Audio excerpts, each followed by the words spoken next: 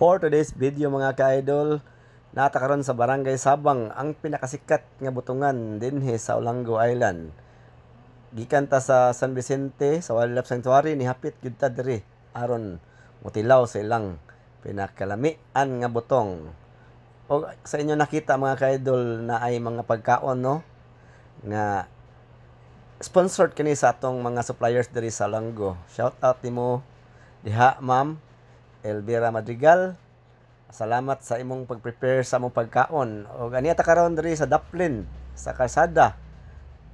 Aron mo plaster sa atong paniod to.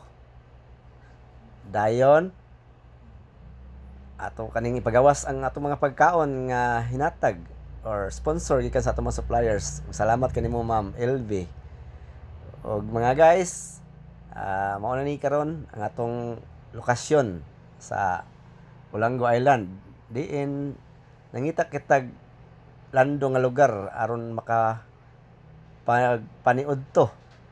So ato nang ibit-bit no ang mga saang agway kadakhan ani usa ka karton nga saang nga gikan sa atong suppliers. So daghang salamat nyo mga ka-idol no. So, see you on my next video sa atong paglaag-laag, pag-explore sa Olango.